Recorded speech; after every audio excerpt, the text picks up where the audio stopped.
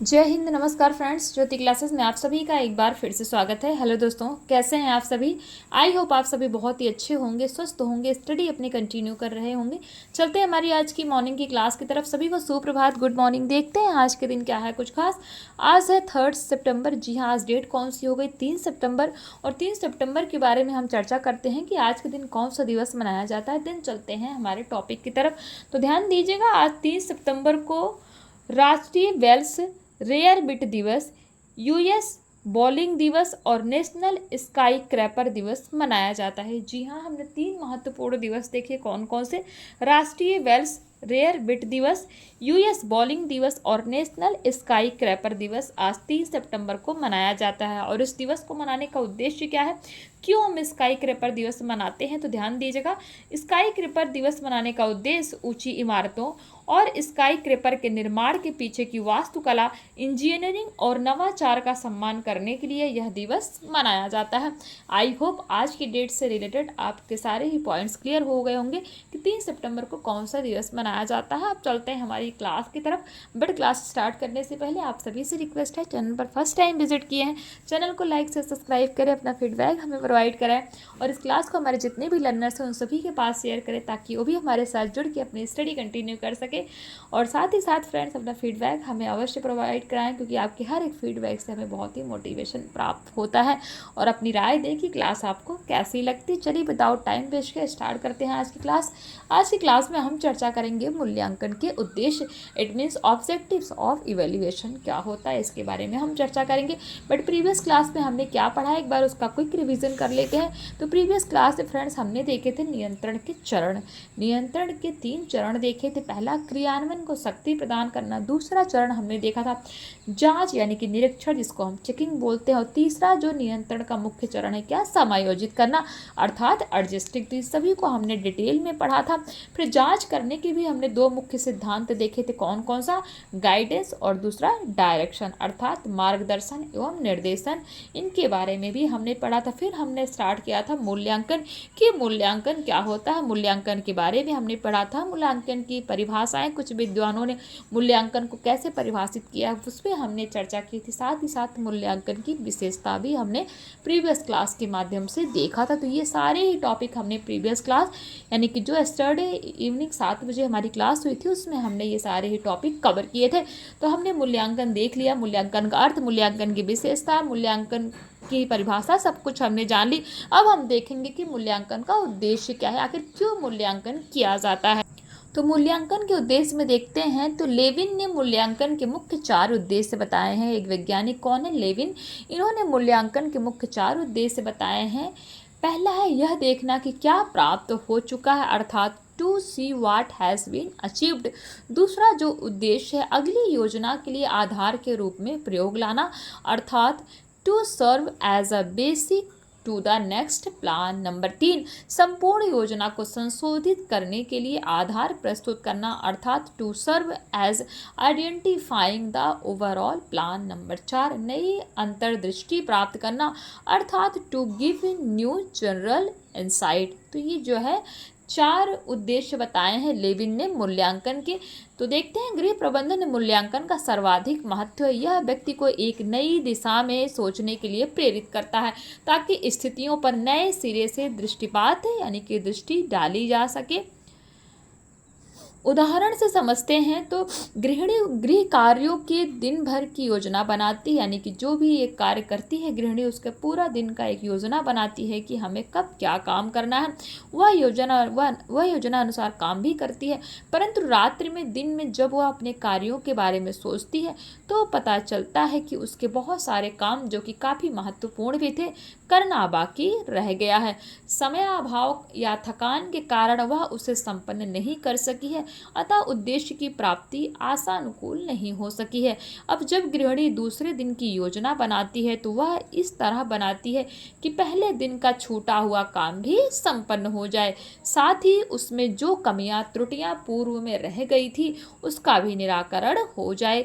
इस प्रकार मूल्यांकन के आधार पर वह भविष्य में किए जाने वाले कार्यों की त्रुटियों में सुधार करेगी ताकि काम समय से संपन्न हो सके। तो ये तो हमने देखा कि मूल्यांकन क्या है, मूल्यांकन का महत्व। निखिल एवं डार्सी ने मूल्यांकन के लिए क्या कहा है।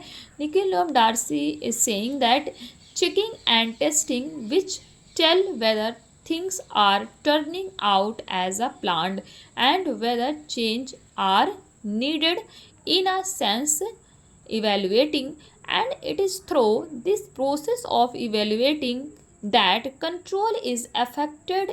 It such evaluation goes along with action. Many mistakes can be avoided and better way devised for carrying out the plan. ये कौन कहता है, निखिल एवं डार्सी कहते हैं। मूल्यांकन का कार्य पिछली योजनाओं के क्रियान्वित होने के उपरांत कार्यों के परिणामों के अध्ययन से प्राप्त परिणामों द्वारा भविष्य की योजनाओं को पिछली त्रुटियों से मुक्त रखता है। तो विदाउट सम प्रूफ और measures of its performance management has not completed it's job. Hussain J.E. Walters कह रहे हैं। तो ये तो हमने मूल्यांकन के उद्देश्य देख लिए। मूल्यांकन के प्रकार देख लेते हैं, अर्थात टाइप्स ऑफ इवेल्युएशन। तो ध्यान दीजिएगा, प्रबंधकीय दृष्टि से मूल्यांकन को मुख्य रूप से दो प्रकारों में बांटा जा सकता है। पहला सापेक्ष मूल्यांकन, जिसको हम रिलेटिव इवेल्युएशन कहते हैं। दूसरा निरपेक्ष मूल्यांकन अर्थात एब्सोल्यूट इवेल्युएशन। अब ये सभी को समझते हैं कि सापेक्ष और निरपेक्ष मूल्यांकन आखिरकार होता क्या है। सापेक्ष मूल्यांकन इस प्रकार के मूल्यांकन में योजना की समाप्ति पर लक्ष्यों की प्राप्ति किस अंश तक यानी कि कहाँ तक हुई है, इसकी तुलनात्मक विवेचना की जाती है। यह सामयिक व साधारण होती है। तुलना निम्न आधारों पर की जा सकती है। पहला, पूर्व योजना से प्राप्त लक्ष्य। नंबर 2, वर्तमान योजना के लिए निश्चित किए गए लक्ष्य। नंबर 3, परिवार द्वारा प्राप्त लक्ष्य। नंबर 4, व्यक्ति की कार्य क्षमता। तो इसे एक छोटे से उदाहरण से हम समझ सकते हैं किसको, सापेक्ष मूल्यांकन को।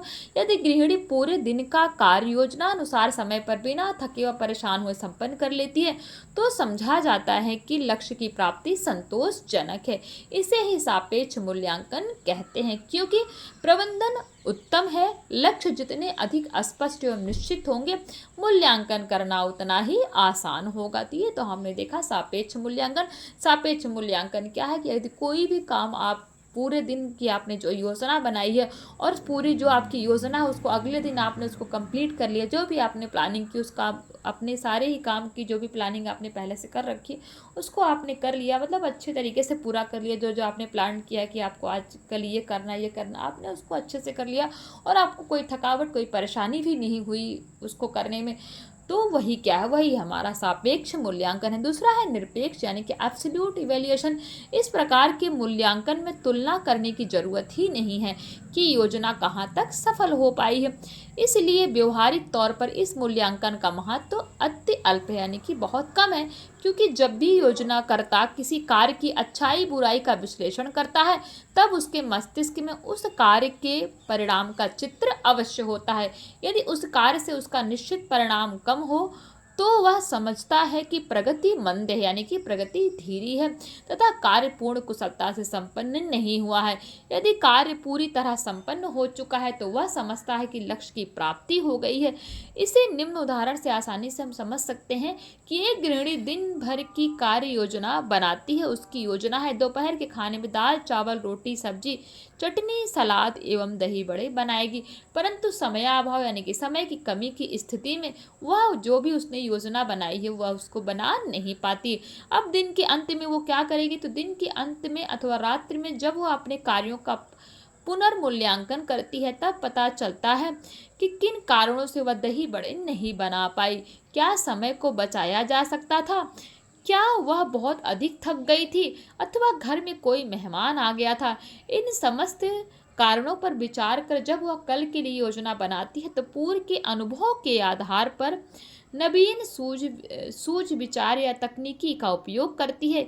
यही क्या है, निरपेक्ष मूल्यांकन कहलाता है। तो था आई होप आपको सापेक्ष एवं निरपेक्ष मूल्यांकन समझ में आ गया होगा। अब नियोजन नियंत्रण एवं मूल्यांकन में पारस्परिक संबंध यानी कि relation between planning, organising, controlling and evaluation. क्या है इन सबों में क्या संबंध है, देखते हैं। गृह प्रबंधन में नियोजन, नियंत्रण एवं मूल्यांकन इन तीनों का ही अति विशिष्ट स्थान है। इसके बिना प्रबंधन प्रक्रिया का कोई अस्तित्व नहीं है, और यदि होगा भी तो वह केवल बंद पिंजरे में कटे पक्षी की भांति होगा, जो चाहता है कि वह उन्मुक्त गगन में उड़कर सांस ले सके, परंतु होता विपरीत है। वह तड़प तड़प कर पिंजरे में ही जान दे देता है, अथवा बिना जड़ के वृक्ष की भांति होगा, जो कुछ ही समय में स्वतः ही सूख कर अपना अस्तित्व खो देगी। अर्थात ये तीनों प्रक्रियाएं एक दूसरे से इस प्रकार जुड़ी हैं कि तीनों के करने के उपरांत ही हम कोई भी कार्य पूर्ण कर सकते हैं। कौन सी तीन प्रक्रिया? नियोजन, नियंत्रण एवं मूल्यांकन। नियोजन, नियंत्रण एवं मूल्यांकन आपस में अंतर संबंधित हैं। ये एक दूसरे पर निर्भर हैं। एक से दूसरे को स्पष्ट रूप से पृथक नहीं किया जा सकता। एक के बिना दूसरे का महत्व शून्य हो जाता है। दूरदर्शिता, कल्पना, इमेजिनेशन, ज्ञान, अनुभव, तर्क शक्ति, विवेकपूर्ण निर्णय, बौद्धिक एवं मानसिक क्षमता का उपयोग कर योजना तैयार किया जाता है। कार्य को बेहतर तरीके से समय पर संपन्न करने के लिए योजना बनाई जाती है। आयोजन का मुख्य उद्देश्य सीमित साधनों से अधिकतम संतुष्टि मिले। यह तभी संभव है जब लक्ष्य की प्राप्ति होगी। योजना बनाने के उपरांत इसे क्रियान्वित करना पड़ता है। इसके लिए परिवार के सदस्यों को एकजुट होकर पूरे मनोयोग से काम करना पड़ता है। योजनानुसार कार्य संपन्न हो रहा है अथवा नहीं, इस बात पर गौर किया जाता है। यदि कोई बाधा उत्पन्न हो रही है तो नए निर्णय लेकर परिवर्तन कर कार्य में सुधार किया जाता है, अर्थात नियंत्रण किया जाता है। आयोजन की सफलता नियंत्रण पर निर्भर करती है। यदि योजना परिवर्तनशील यानी कि चेंजेबल है, विस्तृत यानी कि डिटेल्ड है, आने वाले सभी परेशानियों एवं कठिनाइयों को ध्यान में रखकर बनाई गई है, तब नियंत्रण भी क्या होगा? सफल रहता है। बड़े बड़े उद्योगों में तो आयोजनकर्ता एवं कार्यकर्ता अलग अलग होते हैं। घरों में भी कई बार आयोजनकर्ता यानी कि प्लानर एवं कार्य करने वाला एक ही व्यक्ति नहीं होता।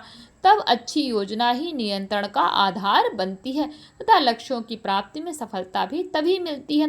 कार्य संपन्न होने के उपरांत मूल्यांकन किया जाता है। नियोजन भविष्य के लिए किया जाता है, नियंत्रण वर्तमान पर किया जाता है तथा मूल्यांकन भविष्य में सुधारने के लिए भूतकाल में किए गए कार्यों पर किया जाता है। अतः यह भूतकाल से प्रभावित होता है। इस प्रकार ये क्रियाएं निरंतर एक दूसरे के साथ जुड़कर चलती रहती हैं। जैसे ही भविष्य के लिए योजना बनाई जाती है, क्रियान्वयन, संगठन, नियंत्रण एवं मूल्यांकन का कार्य स्वतः होने लगता है। इस प्रकार यह क्रम व्यक्ति की पूरी जिंदगी चलते रहता है। लक्ष्यों की प्राप्ति के लिए योजनाएं बनाई जाती है। व्यक्ति, परिवार, संस्था योजना अनुसार सीमित साधनों के उपयोग से योजना को मूर्त रूप प्रदान करता है, फिर इसे क्रियान्वित करता है तथा इस पर नियंत्रण रखता है। जब योजना ही नहीं तो नियंत्रण किस बात का? जब प्रबंधनकर्ता को यह नहीं मालूम कि उद्देश्य क्या है, क्या करना है, तो आखिरकार वह नियंत्रण भी किस पर, किस तरह, किस विधि से और कैसे कर सकेगा। इसी तरह नियंत्रण एवं मूल्यांकन एक दूसरे से परस्पर संबंधित है। नियंत्रण की सफलताएं इस बात पर निर्भर करती हैं कि जो कार्य हो रहा है उसकी प्रगति का मूल्यांकन किया जा सके। कुशलतापूर्वक किए गए नियोजन एवं नियंत्रण से मूल्यांकन करना क्या होता है? सुगम हो जाता है। क्यों? क्योंकि उसमें कमियां रहने की संभावनाएं बिल्कुल ही कम हो जाती हैं। इस प्रकार हम पाते हैं कि नियोजन, संगठन, नियंत्रण एवं मूल्यांकन इन सब में क्या है? गहरा संबंध है, जिसे करने में व्यक्ति अपना समग्र जीवन लगा देता है। तो हमारा जो क्या है, मूल्यांकन का टॉपिक कंप्लीट होता है। ये देख लीजिए, फिगर के माध्यम से आप समझ सकते हैं कि नियोजन, संगठन, नियंत्रण एवं मूल्यांकन कैसे एक दूसरे से परस्पर संबंधित है। ये देख लीजिए, जो जो हमने पढ़ा वो आप यहाँ पर फिगर के माध्यम से अच्छी तरीके से समझ सकते हैं। तो यहाँ पे फ्रेंड्स हमारा होम मैनेजमेंट का चैप्टर 3 कंप्लीट होता है। आई होप ये क्लास आपको समझ में आई होगी, टॉपिक आपका क्लियर हुआ होगा। कहीं पे भी कोई डाउट रह जाता किसी वर्ड में, किसी सेंटेंस में, तो आप कमेंट के माध्यम से पूछ सकते हैं। आपकी हर एक क्यूरी सॉल्व की जाएगी। और प्लीज़ अपना फीडबैक हमें अवश्य दे, बताएं कि क्लास आपको कैसी लगी। ये फिगर अगर आपको समझ में नहीं आया तो भी कमेंट करके बताइए, इस फिगर को अच्छे से समझाया जाएगा। वैसे तो इस फिगर में समझने वाला ऐसा कुछ भी नहीं है। क्यों? क्योंकि हमने जो पढ़ा वही फिगर के माध्यम से आपको यहाँ पे दर्शाया गया है। नियोजन, संगठन, नियंत्रण, मूल्यांकन में जो परस्पर हमने संबंध पढ़ा, एक दूसरे से जुड़े हुए हैं, वही सारी चीज़ें इस फिगर के माध्यम से आपको दिखाई गई हैं। तो आई होप आज की क्लास आपको समझ में आई होगी। मिलते हैं हमारे नेक्स्ट क्लास में, तब तक के लिए जय हिंद, नमस्कार। हंसते रहिए, मुस्कुराते रहिए, एक दूसरे की हेल्प करते रहिए। धन्यवाद।